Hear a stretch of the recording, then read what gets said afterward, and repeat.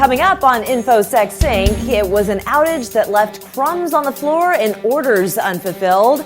More on the Amazon Web Services blackout.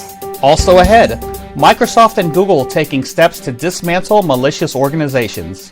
Plus, a multi-million-dollar cryptocurrency theft. We've got those stories and more. So get ready to get in sync with InfoSecSync. You're watching the InfoSecSync Weekly News with Nick Thomas and news anchor Leyla Gulen, sponsored by Axellio. Threat detection and response done right. Axellio. Also sponsored by Sirius Federal. Through high-level partnerships with the world's leading technology companies, Sirius Federal provides transformational technology solutions and services for the U.S. federal government. What's your mission? Welcome to the InfoSecSync Weekly News, week ending December 10th, 2021. I'm Leyla Gulen with your host, Nick Thomas. Nick, it's great to see you. Good to see you too, Leyla. How are you doing this week? Doing all right. I have to ask you, did you get your tree yet? We did put our tree up. It's looking beautiful as always. How about you? Not yet, and I'm hoping that they have some left. Oh, wow. So they had some left where we got ours from. We actually got ours from Amazon a couple years ago, so it's been in the basement. And you know what, Leyla? Speaking of Amazon, there was an outage this week. Don't know if you heard about it, but it was an outage that left floors dirty and cats hungry. Amazon Web Services, the largest cloud computing service provider in the U.S., suffered an outage disrupting several of the tech giant's services, as well as many of its corporate customers' websites and apps. Internet-enabled devices such as cat feeders and Roombas, among other things, were among devices that stopped working due to the outage. The blackout also affected the company's video conferencing tool Chime and its home security system Ring, plus many third-party applications that sit on top of Amazon's cloud, including Ticketmaster and streaming services from Walt Disney Company and Netflix. Amazon blamed the outage on impaired network devices. Well, Amazon Web Services control 33% of the global cloud infrastructure market, followed by Microsoft and Google. The AWS snafu also crippled Amazon's retail operations, including Whole Foods. AWS experienced an outage in November 2020 when problems with a service called Kinesis brought down a host of websites. And my question for you, Nick, is knowing that there can be a blackout of these services, AWS I'm speaking of, why are so many other services and devices tied to the same place? Well, first off, Leyla, there's not that many blackouts, and we don't expect blackouts because Amazon usually has zones that takes care of this situation. There could be Eastern Zone, Western Zone, Central Zone, Mountain Zone, etc. And there are data centers in those zones that are supposed to take over in between if there is a blackout or not. So that is why companies and people put their money into Amazon, because they know there's something to back up to, but something extraordinarily happened that we're still waiting to hear about. Yeah, I can't wait to find out exactly what was wrong with the impaired devices. Well, we've got more to come. Microsoft and Google taking measures to shut down the bad guys.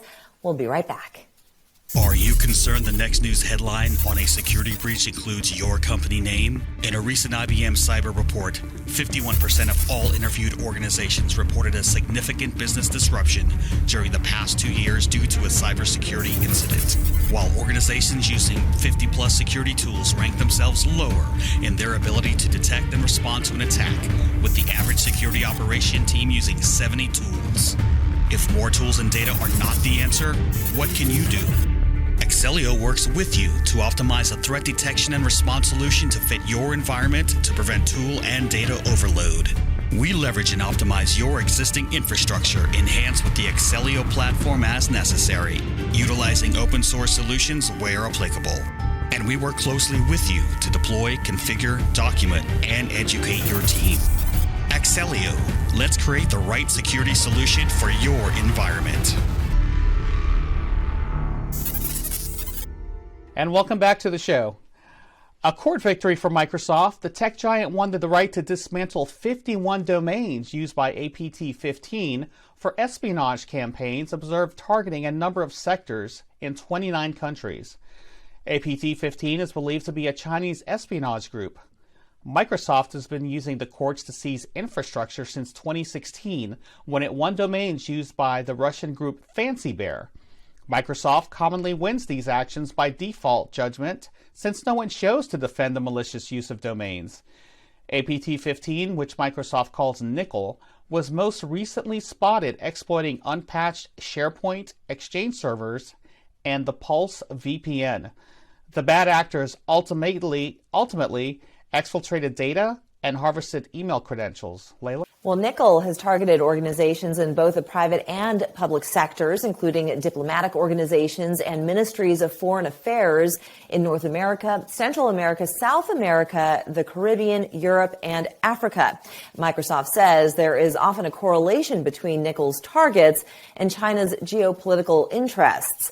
The latest wave of attacks adds to an extensive list of surveillanceware campaigns mounted by the APT-15 group in recent years.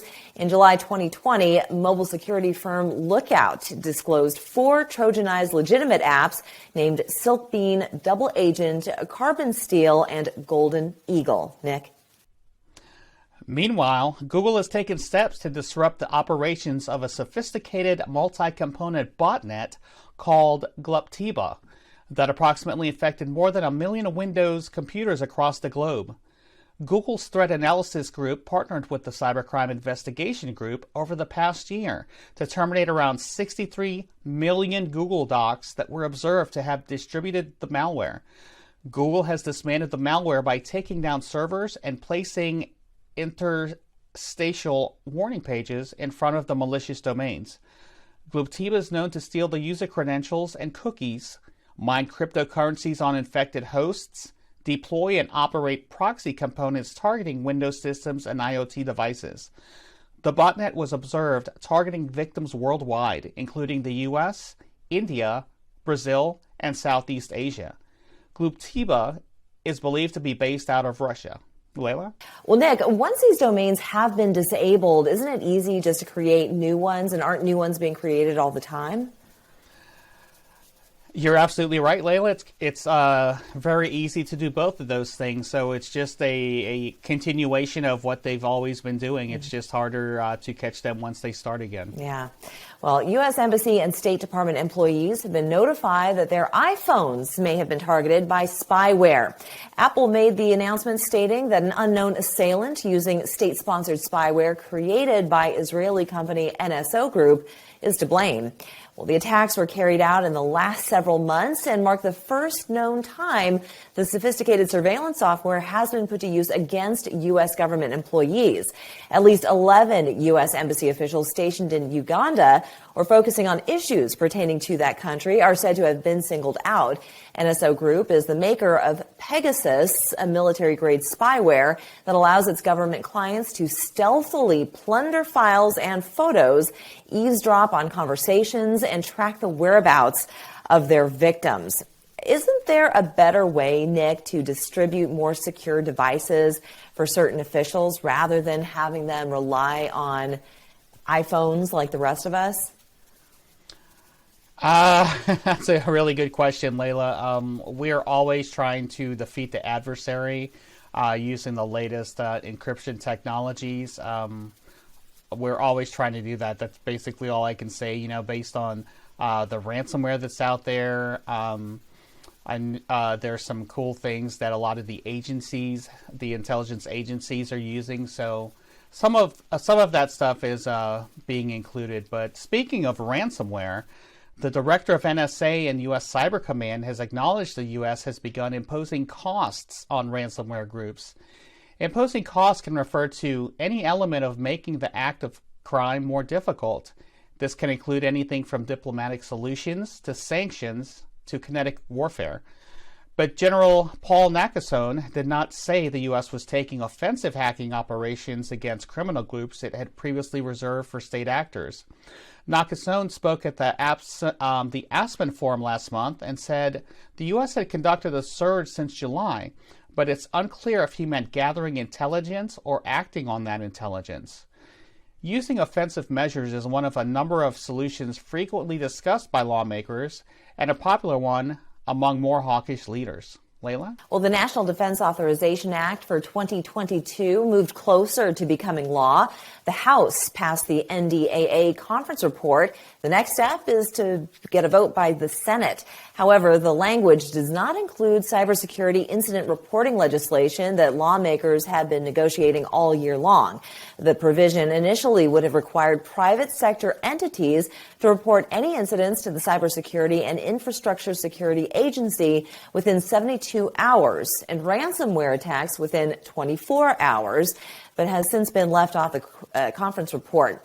Additionally, the FBI was left out of the reporting loop as well and is warned that this could be detrimental.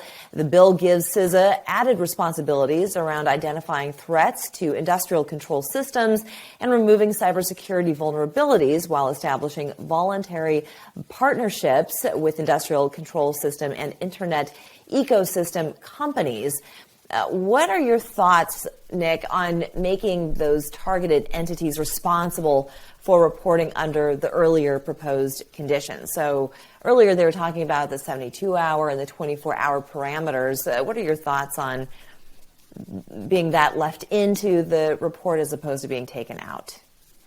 So actually, I wish it was in the report so it could be passed. I don't know what happened. I guess there wasn't enough timing, but I love that the 72-hour thing. You know why? Because it helps us. It helps the people that actually have to go after these guys get them quicker rather than the entity or the people being attacked being quiet about it and trying to hide it. You know, it's just great for us to get on there and get faster and go after those guys. The Military Cyber Professionals Association has announced it will hold its annual gathering next year on May 19th, after being postponed due to the pandemic. Known as HammerCon, the event was originally scheduled for June 2020 to coincide with the 10th anniversary of the establishment of the United States Cyber Command and a way to recognize excellence in the cyber community. HammerCon will be a prime opportunity for learning, team building, networking, professional development. Exhibitors will have opportunities to share knowledge about their contributions to the fight. Over the course of the one-day event, there will be multiple tracks and sessions covering diverse topics, including techniques, threats, new solutions, legislation, and research. There will be 3 tracks: cyber operations, readiness and experiences, and new emerging research and development, and growing innovations in tech. The event will be held at Capital Technology University in Laurel, Maryland. Leyla? It's time for a break, Nick. When we return, a crypto platform making good on tens of millions of dollars stolen. Don't go anywhere. Innovation, technology, it's evolving at a rapid pace. The growth of data in our space is outpacing the growth of humans. And that's one of the challenges with technology. It never ends. The federal government is the most important customer in the world. Being able to help any agency, any MilDep, any part of the intelligence community means that you're having a direct impact on the safety, the future of this government and the individuals that live in this country. You're helping many people do a much larger job than yourself.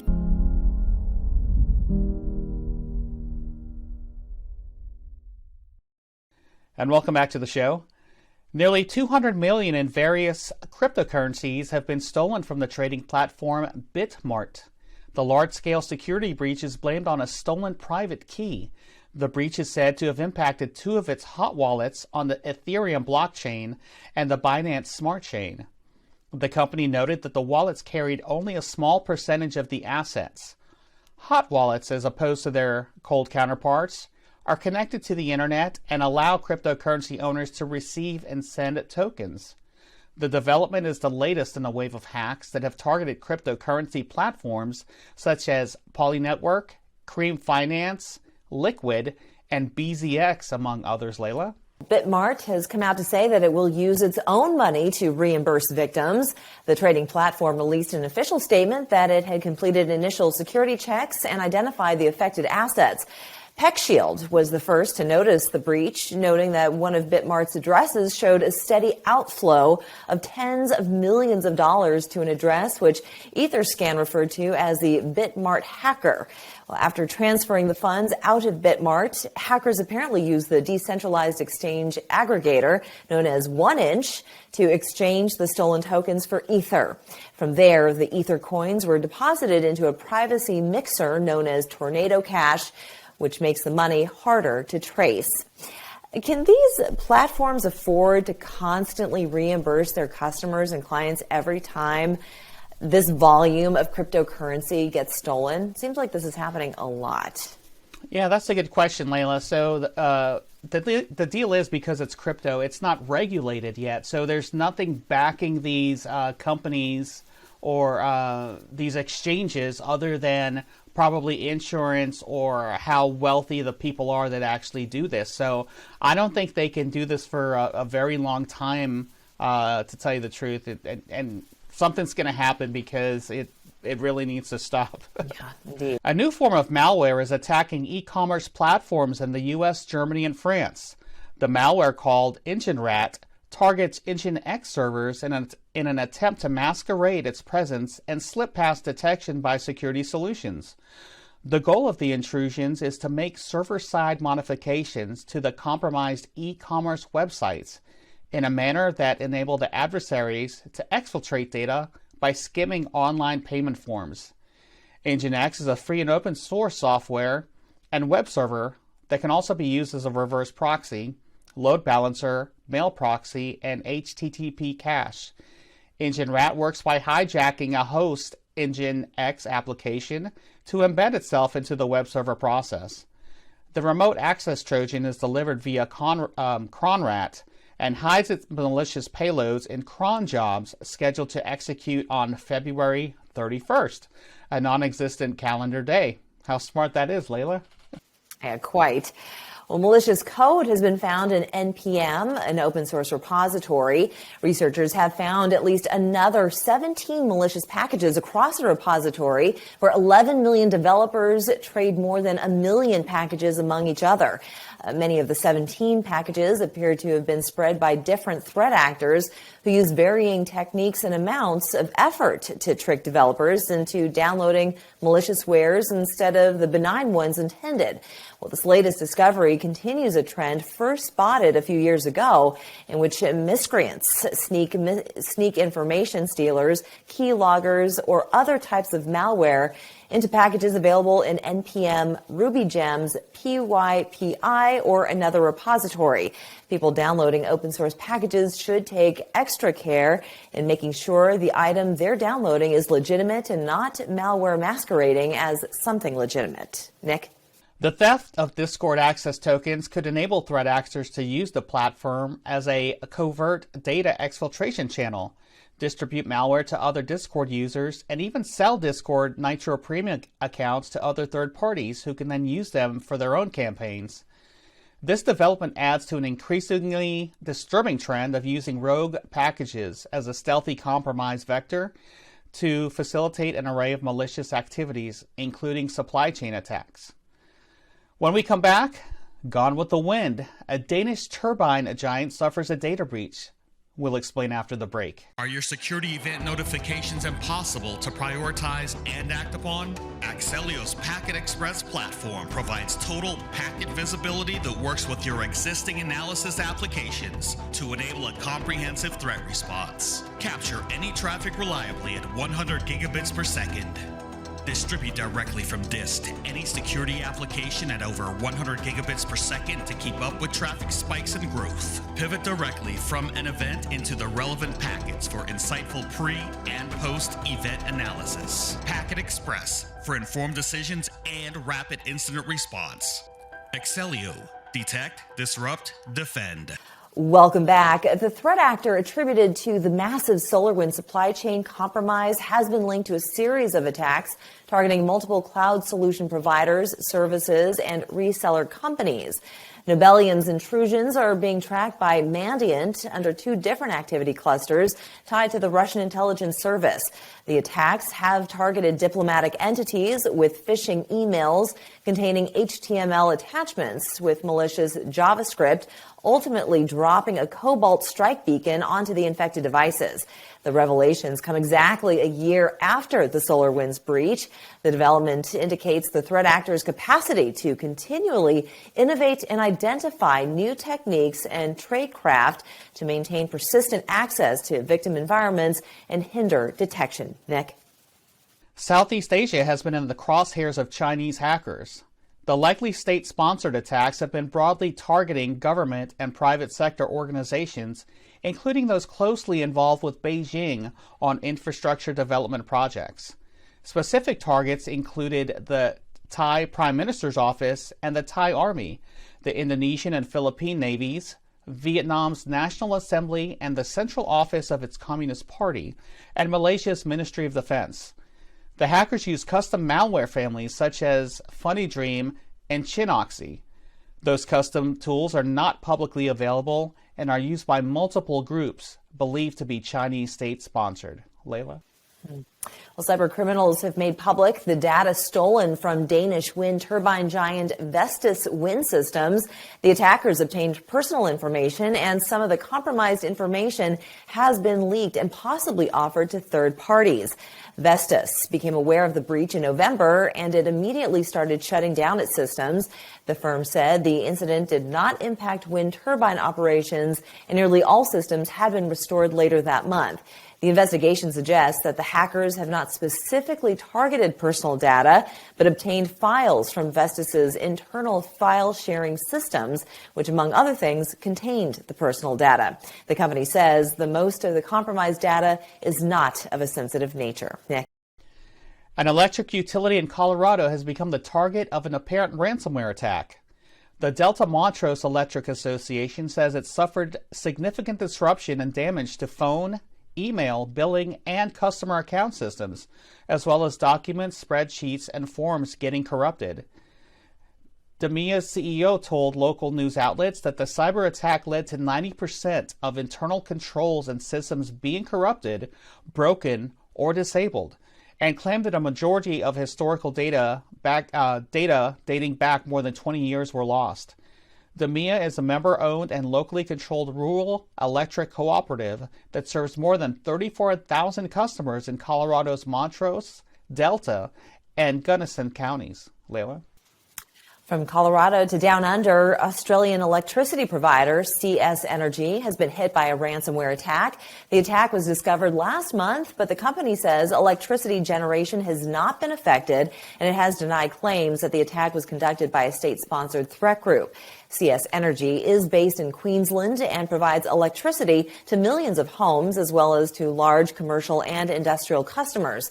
Some local news publications claim the attack has been linked to Chinese state-sponsored hackers, and appears that the attack involved the well-known Conti ransomware, whose operators not only encrypt files on compromised systems, but also steal valuable data in an effort to convince the victim to pay a ransom. Nick? At least 300,000 IP addresses associated with Microtech devices have been found vulnerable to multiple remote exploitable security vulnerabilities. They have since been patched. Microtech is a popular supplier of routers and wireless ISP devices, with more than 2 million of them deployed worldwide. This poses a huge attack surface that can be leveraged by threat actors to mount an array of intrusions. The most affected devices are located in China, Brazil, Russia, Italy, Indonesia, and the U.S. Leyla? A Mirai-based botnet dubbed MooBot is attempting to exploit a recently addressed vulnerability that affects many Hikvision products. The critical severity bug can be exploited to gain root access and completely take over vulnerable devices without any form of user interaction. The bot is said to affect more than 70 cameras and NVRs. Hikvision released patches for the vulnerability in September, but Fortinet warns that attackers are attempting to exploit the vulnerability to deploy various payloads that allow them to probe devices or extract sensitive data. Once the bot has retrieved a command and control server address from its configuration, the threat sends out heartbeat packets and then waits to receive commands from the server. Users are urged to upgrade affected devices immediately. Nick? A total of 8 flaws have been discovered in SonicWall secure access gateway products and appliances. The company is urging organizations to address a series of recently patched vulnerabilities. The most severe of the issues has a CVSS score of 9.8 and could allow an unauthenticated attacker to cause a stack-based buffer overflow and achieve code execution on a vulnerable device. SonicWall sells a range of internet appliances primarily directed at content control and network security. So far, there's no evidence that any of these vulnerabilities have been exploited in malicious attacks. Leyla? Well, that's going to do it for us. Right. On behalf of Nick and myself, we want to thank you so much for watching. You're now in sync with InfoSecSync. We'll see you again next week. We utilize technology in ways to transform opportunity for the country, for our citizens, and for the world. We're at the forefront of what we're able to do with some of these solutions when you talk about artificial intelligence and analytics and what we can do with data and how we utilize those solutions to make lives better for everybody. The future's bright and the possibilities are endless.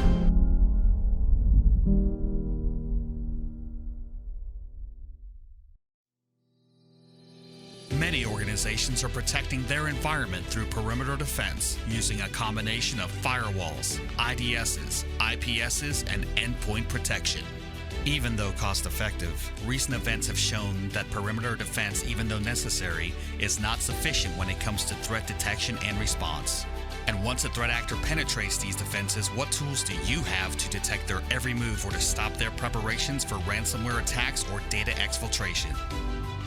At Excelio, we believe that comprehensive network visibility across your network inside and out is essential to identify and respond to today's threat actors. Packet Express provides the network visibility and contextual data to detect, prioritize, and mitigate threats, no matter where they hide. Excelio, threat detection and response solutions with Packet Express, the network visibility hub.